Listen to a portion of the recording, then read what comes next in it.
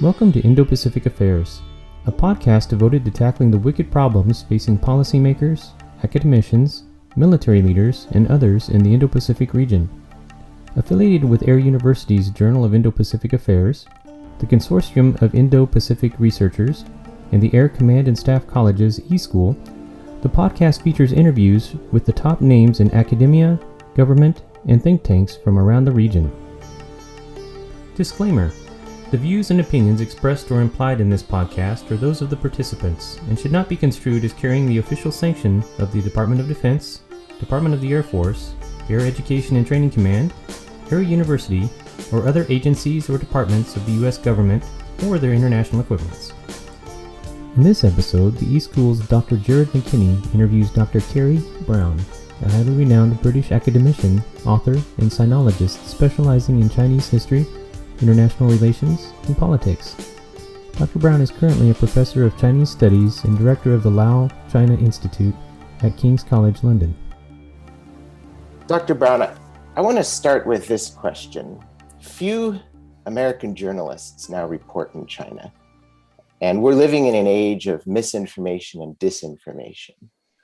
Where would you direct my listeners to look for reliable information about China? And what are some tips in assessing credibility of claims about what's happening in China today? Yeah, I mean, some of the standard media like The Economist and Financial Times, they still have some correspondence in China, and I think that their reporting is usually balanced and it's fact-driven. And I think that they are able to see not only the kind of problems in China, but also some of the more positive things. So I think they're worth looking at. There's a thing actually from the, I think it's the Hoover Institute at Stanford University, the China Leadership Monitor. It's actually edited by an old friend of mine, Pei Mingxing, and it's actually usually a collection, I think it's issued every month by different scholars of material on elite politics in China, military issues. I think Barry Norton, who's also lectured at your institute, I believe, talks about the Chinese economy. I think they are very user-friendly for policymakers because they're written in a very crisp and direct style. And then there's more sort of technical things, I suppose, the China Journal and China Quarterly. They're not real-time. I mean, they're often, kind of looking at things that may have happened in the last few years rather than immediately. But I think that they give a sense of perspective. There's also very, very good online sites. I think Politico, a website, a kind of news service, they run a very good kind of overview of China politics, edited by a guy called David Wertheim.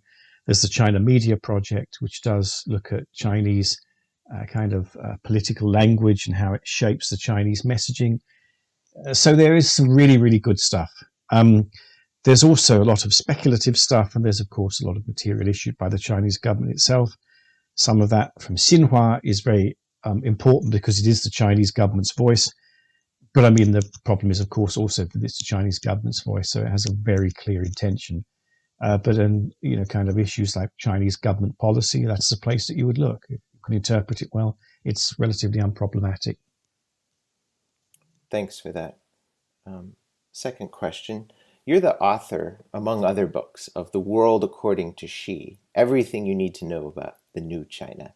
So I wonder if you might tell me about the new China and how the new China perhaps has changed or evolved since you published this book. Yeah, I mean, the Xi Jinping leadership since 2012 has been a very nationalistic one. And I think the first thing to really understand about this China is the enormous sense of historic destiny. History matters in China, as it does everywhere. But for China, I think their modern history has been a very oppressive one. They've kind of suffered at the hands of, the Japanese during the Sino-Japanese War. And then before that, under colonization, with the British in particular.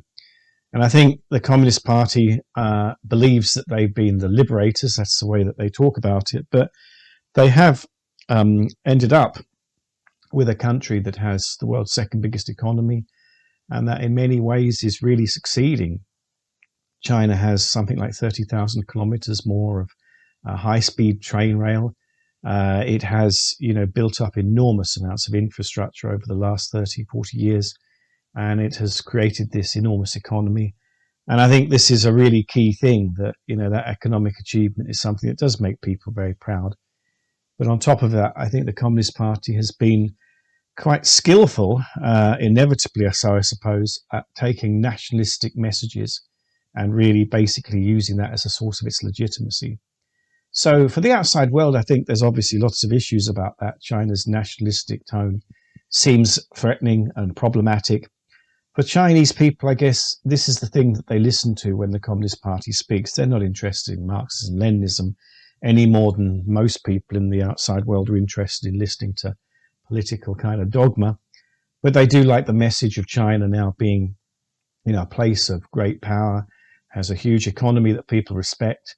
And ironically, even the fact that places like the United States and Europe now see China as their major strategic problem is almost like a kind of compliment to China. The fact is, it matters so much that people do have to factor it into their lives, whether they like it or not. So I think these are things that lie at the heart of kind of China's modern identity and its modern mission. If I could follow up on the ideology point that you referenced, Xi Jinping has this slogan, Xi Jinping thought on socialism with Chinese characteristics for a new era. Do you think this means anything in particular? And if so, what? Well, it depends to whom. So to people in the party elite, it means there is a unified ideology and they'd better know about it. They'd better at least act like they believe it. It's making them really sign up to a common framework. There's no sort of notion now that as a party official or a high-level party leader, you can kind of start getting innovative or entrepreneurial in your ideology. You've got to be very disciplined. This is an age of, kind of real discipline. For most people, that sort of phrase, which I think has been put in the party constitution now since 2017, the idea of Xi Jinping thought, the socialism with Chinese characteristics for the new era, I think all it means is that the party has a mission to make China great again, as it were. And this is like the way that they're going to do it. They're going to do it with the political system they've got, and they're going to do it in the Chinese way. And again, the world outside can have a view on this. But I think for the Communist Party, it can certainly say to Chinese people, look, if you don't have us, you might not like our ideology and you might not like this sort of, socialism with Chinese characteristics. But the alternative is to go the route that Russia went. And that didn't end well for, many economic and social reasons in Russia, or, completely collapse. These are not easy options. There's no easy alternative because the Communist Party has so many levers of power and is so integrated into society. So I think that kind of nationalistic message, to come back to that again, is really crucial for the party's mission and its legitimacy. Barry Naughton, whom we mentioned earlier, actually wrote an article called Is China Socialist a few years ago. And he sort of analyzed this question on various conventional metrics and found that the Chinese, by and large, aren't particularly socialist. As the century moves on towards 2049, could you imagine China becoming actually socialist? What do you think this would look like? I think in our political discourse, I think China is probably quite conservative. And it's interesting to see when I ask my students, who would you vote for in a British election? They're often very supportive of the Conservative Party. The Conservative parties and presumably, the kind of more central or right-wing parties in America, they attract China because they're meant to be more closely linked to business.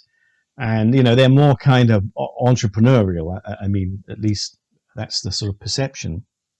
And I think it's very strange that China has ostensibly this communist socialist system, but I think most people's values in the People's Republic today, I would see as being pretty entrepreneurial, pretty keen on having a small state, pretty comfortable about the idea of low taxation, pretty comfortable about the idea of, having business really sort of given a free hand.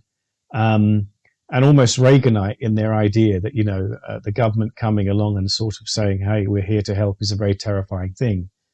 What the Communist Party has done, though, is completely control certain key areas. So I guess, the system now in China is socialist in part, but that's the most crucial part. The commanding economies, the state enterprises, and key areas of policy decision making, they belong to the party. But other areas, there's surprising freedom and scope.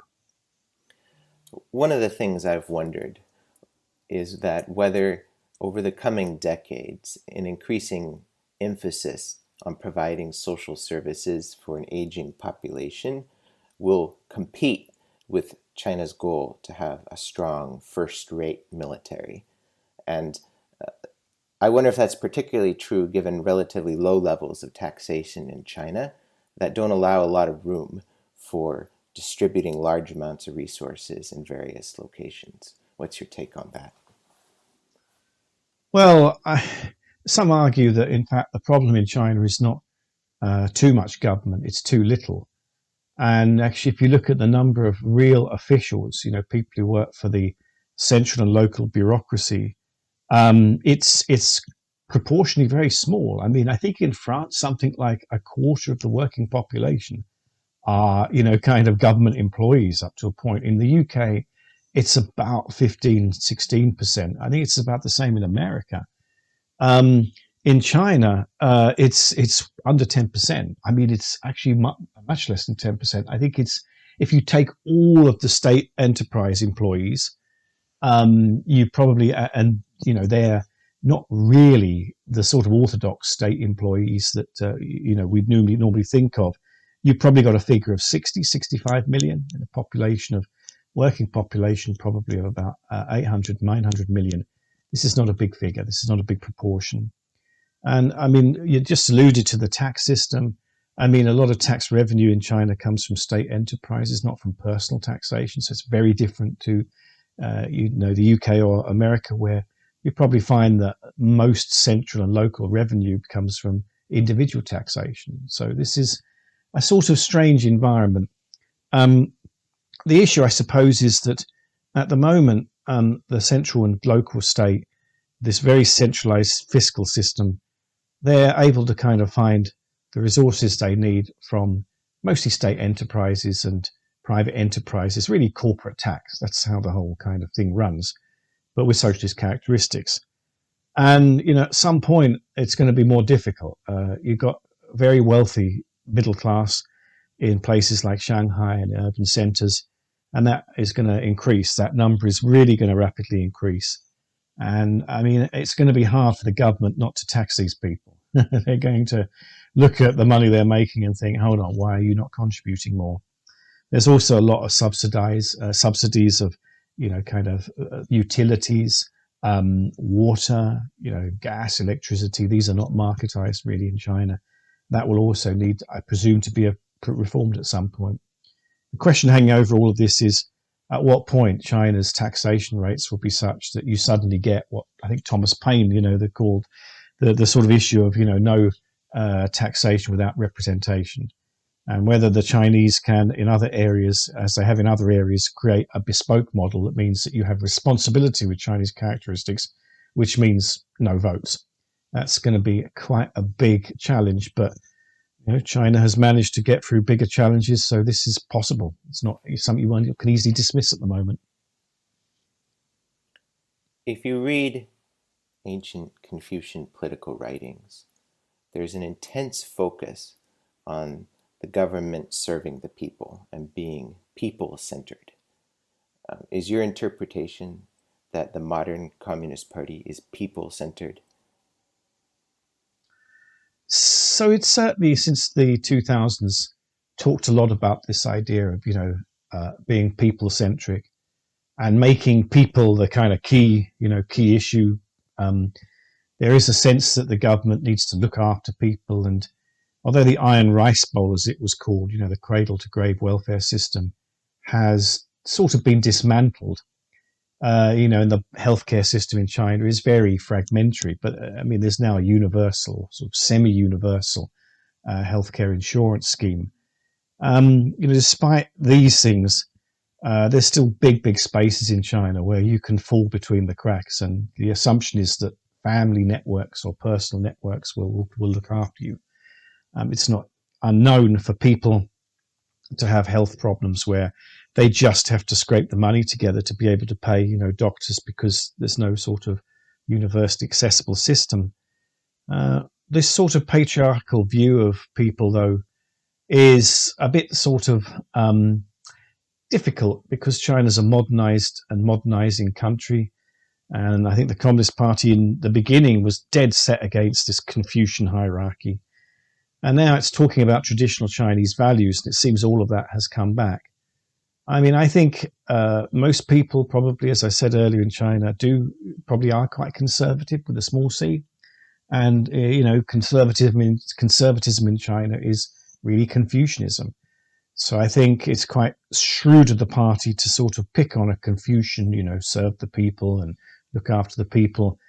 The problem is, of course, as I said earlier, the government is already very stretched, and how will it really be able to look after people when their expectations are getting higher and higher and higher? One of the real tricks of speaking of China or Chinese identity is identifying what exactly that means. Some of my students think maybe if we just read Sun Tzu, then we'll understand the Chinese. Or maybe if we just read Mao, then we'll understand what it means to be Chinese. How do you conceive of the interplay of past and present and maybe even future, and what it means to be Chinese? What is this identity, and what are the different constitutive parts of it? Well, that is a massive question. One thing to obviously bear in mind is that, Chinese literary, history is one of the longest in the world, maybe the longest in the world. So there is a vast amount of literature to think about. And a lot of that is available in English, and the ideas in that, whether they're Buddhist or Taoist, and, in recent times, kind of communist, these are sort of, and Confucianist, obviously, these are kind of, really worth orientating oneself against. So, to read Confucius and Sun Tzu, to read Mao, these are not silly things. They're still important. They're like the core text, really.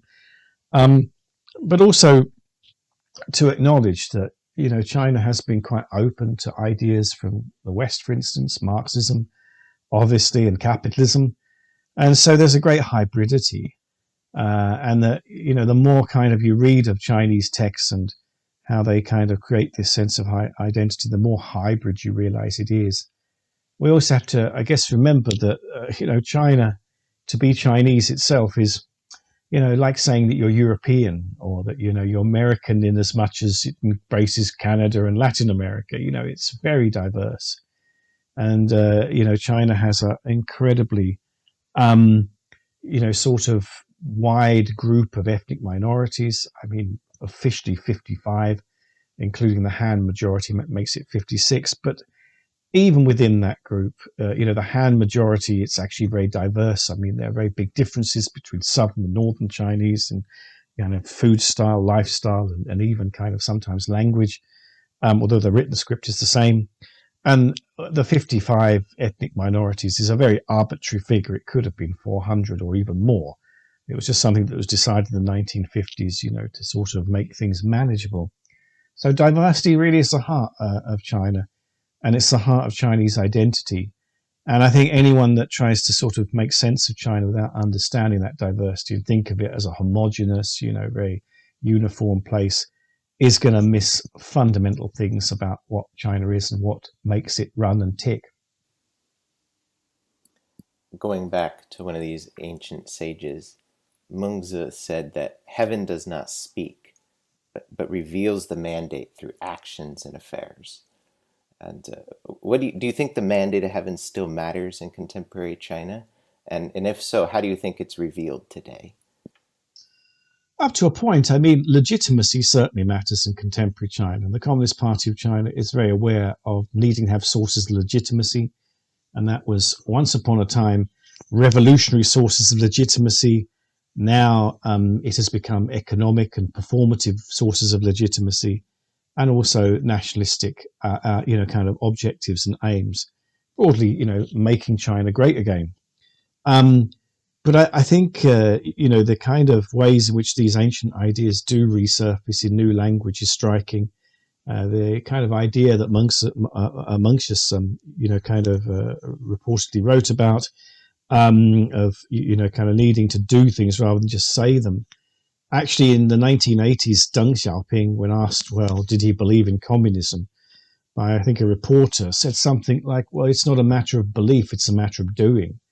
And, it's just common sense. This is an ideology that works for us. And because it works, we believe in it. And if it didn't work, we wouldn't believe in it. And I think that practicality and pragmatism has always really been there. Mao, at the beginning, probably was quite pragmatic and not that ideological. And then for very specific reasons and complex reasons, then he changed. But really, even Xi Jinping, I would say, is probably a believer in Marxism-Leninism because it's, for China, an ideology that works for them. I don't know whether they would think it was universal or something that was universally true, but it is universally true for China. So this is a very subtle, but I think at the moment very workable approach for it. One thing I've always wondered when I think about the Mandate of Heaven in contemporary China is, if it still mattered, how did Mao not lose it during the Great Leap Forward or the Cultural Revolution? Because according to the ancient texts, he sounded like just the sort of person who ought to have been overthrown, but wasn't. Well, firstly, I think for the vast majority of Chinese, they were untouched by the tragic events in his period in power. It sounds strange to say, but the Cultural Revolution, for instance, while it did impact on many millions, maybe 100 million or more, well, that was out of a population of 800 million. And for the countryside, where 90% of the people lived then, Mao was revered. And, the country that he came to power in 1949 had an average life expectancy of 32. It had, zero infrastructure, basically. It had entrenched poverty. And it was obviously completely decimated by the Sino-Japanese War and then the Civil War. So even by 1965, 66, literacy, life expectancy, human development for the vast majority of people had improved. And, when he died, China was a transformed place, but nothing like the way it's been transformed since. I suppose the second thing is that, in a way, he did lose the mandate towards the end of his life. In 1976, in April, to commemorate the kind of recent death of, the long-term premier Zhou Enlai, there was a sort of small uprising in Tiananmen Square. And although it was repressed, this massive earthquake in Tangshan, which killed about 250,000 people, I think in the middle of that year, was seen as being deeply symbolic. This was the end of an era. And so, I think Mao kind of was a sort of the ideas of Maoism, class struggle and utopianism. I think they died in 1976. But of course, his successor, Deng Xiaoping, eventually chose a whole set of new ideas that refreshed the mandate and, kind of basically saved the party and made it live to fight another day. One way to think of Chinese history is this interplay, this push and pull between a Confucian political tradition and practices and a legalist political tradition and practices. Mao, of course, did not like the Confucians, but liked the legalists. And I wonder if we're seeing a push in favor of legalism today in contemporary China, as rights seem to be more restricted, the state seems to be more assertive, and there is a huge emphasis on punishment for those who do wrong. What do you make of that? I think, I think it's an interpretation that I've heard, and some people in particular refer to the legalist, philosopher Han Fei, and in fact, reading his work, there's a very good translation actually of the classical text by the American scholar Burton Watson. which I'd encourage listeners to read. Han Fei's sort of stark vision of power, as the leader who can't trust anyone, who must be isolated, who must always be wary even of people who look like they're his allies, a world completely stripped of trust where you just control everything. In a sense, we do see that in contemporary China because the leadership have the technology now to, control more than ever did before. And I think this is one of the problems, that this sort of legalist philosophy means that an approach to dealing with a very, very sensitive issue like Xinjiang and the repression of Uyghur, Muslim groups there, in the past, China would not have been able to really repress as much as it has, but it has the technology to do this: artificial intelligence, face recognition, and all sorts of other things. So, it's kind of really a question of whether this is the intention that China has, but the principles that it behaves by in its domestic politics mean you do get these very brutal and severe outcomes. I think, in the past, there's been attempts to use softer, as you said earlier, people-based philosophy. At the moment, though, I think the strategic objective is to get to sustainable one-party rule.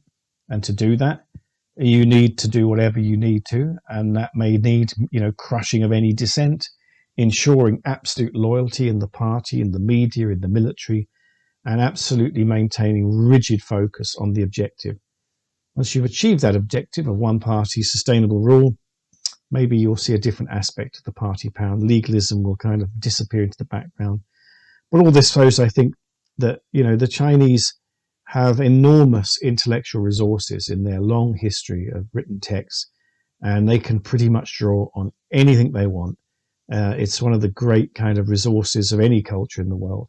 And it's one that no one can really engage much with China without sort of really having to think through some of the issues of what these different texts propose.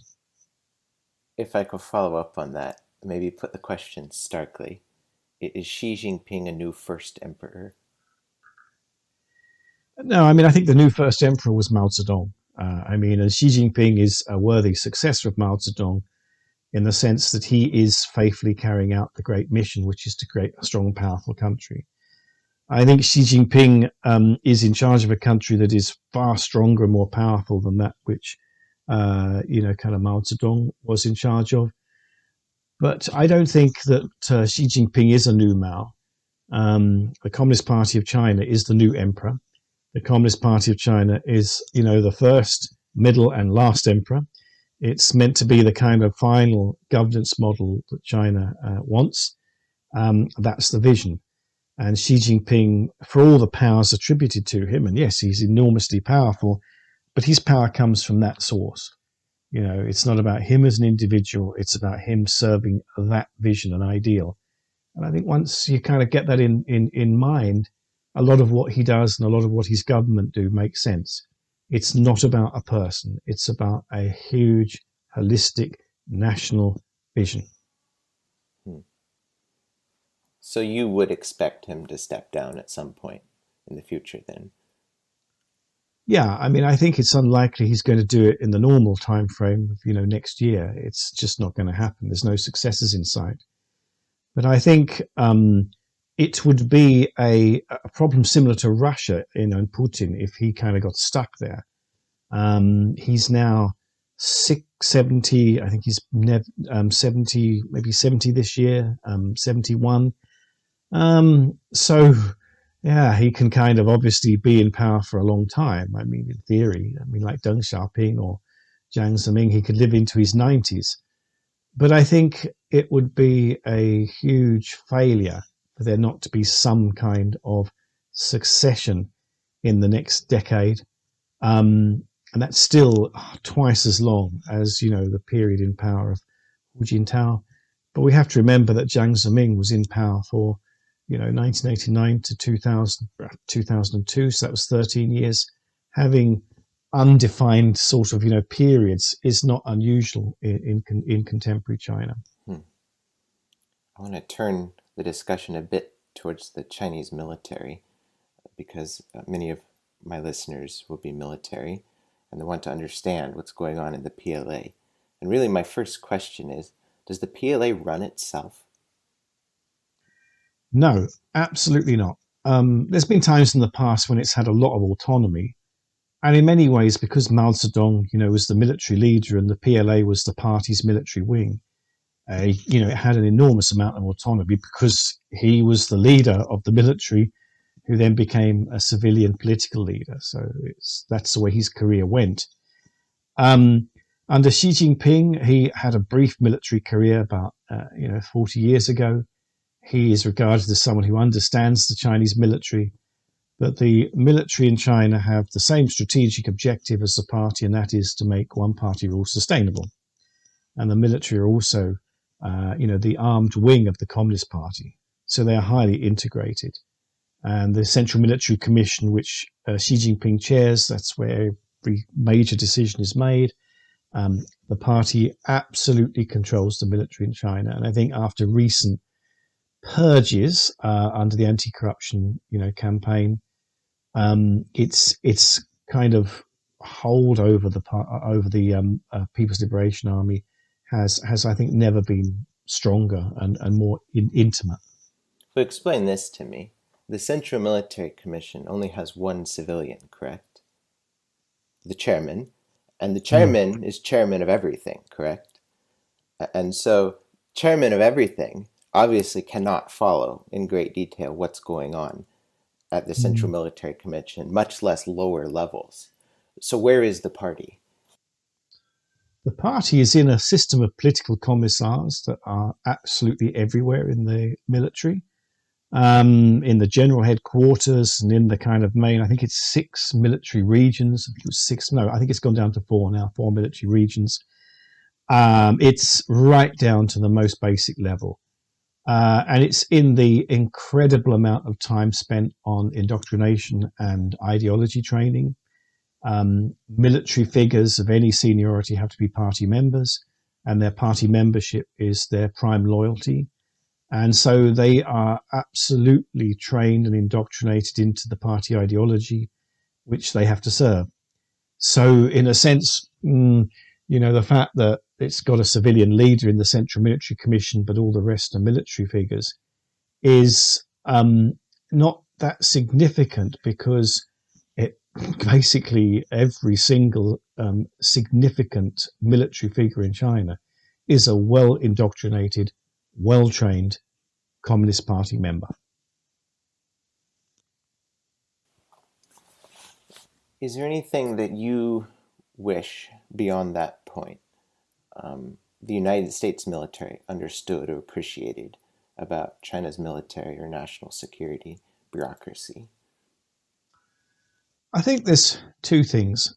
The first is that China's geography is intrinsically unstable. I mean, its border with 14 countries is the most complicated in the world. It is not a good neighborhood. It's got North Korea, it's got India, it's got Pakistan, it's got Afghanistan, it's got Russia, it's got Vietnam, Myanmar, Thailand. This is not a good neighborhood. So it's not surprising that the Chinese leadership are extremely aware of unwanted risks and also of disruption. They have a history of this, and it goes back thousands of years. And I think also an associated point is to remember that the Chinese domestic landscape is very prone to risk and disruption. Natural calamities like earthquakes, floods, and of course climate change has made these even more dramatic. So you're dealing with a country that has every reason to be paranoid, and therefore often is paranoid. I mean, that's just the kind of environment that China exists in.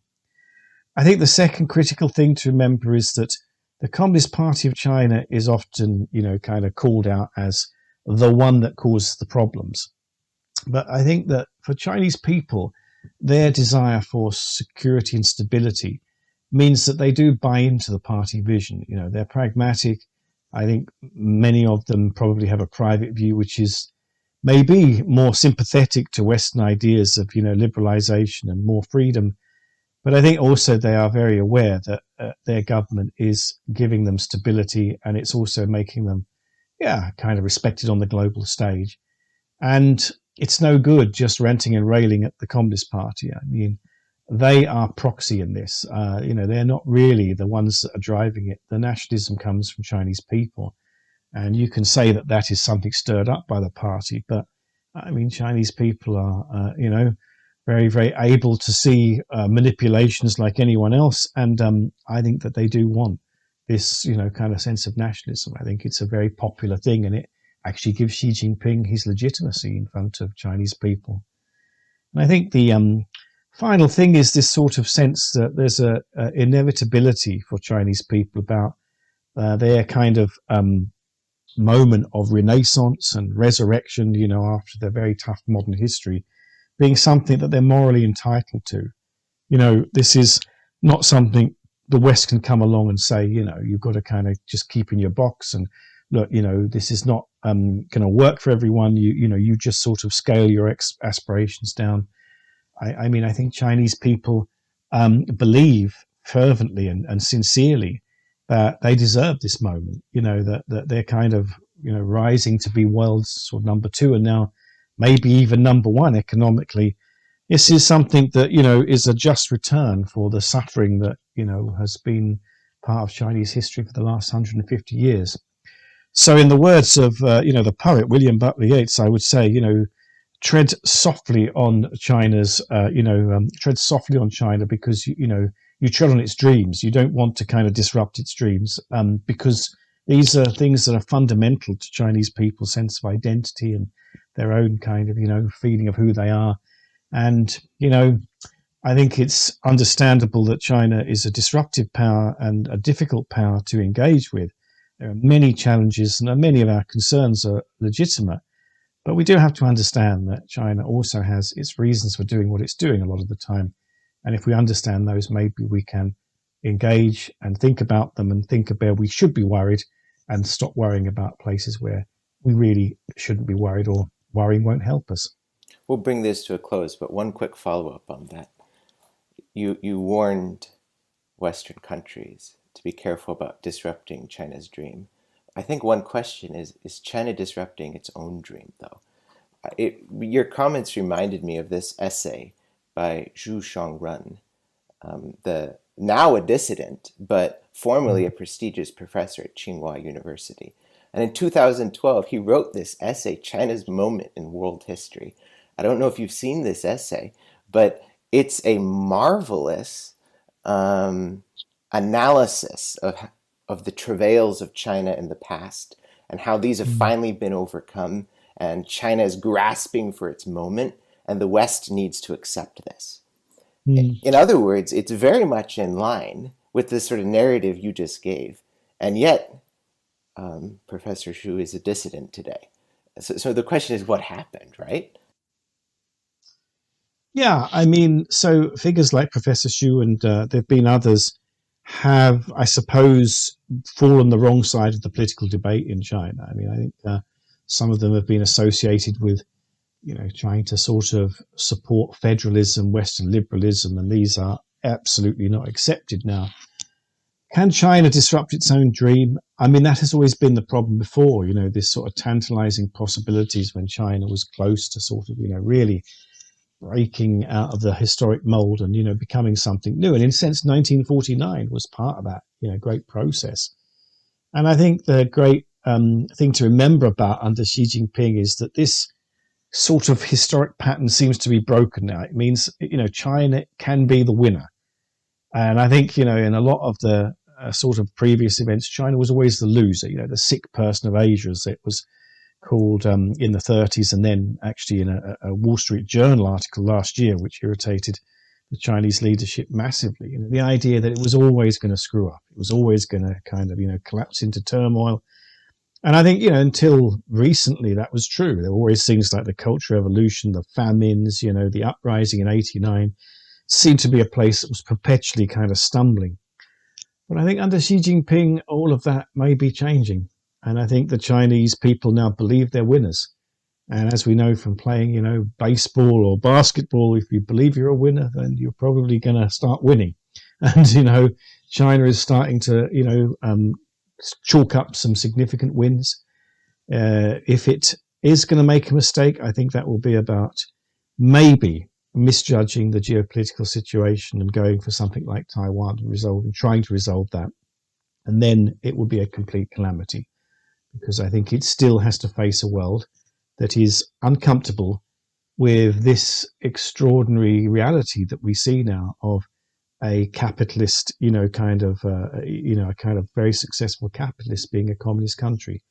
This is something that's deeply unsettling, and I think China would not want to be complacent about how disruptive that is for the world and how much it needs to do to reassure the world that this is not a much, much more threatening situation than it already appears.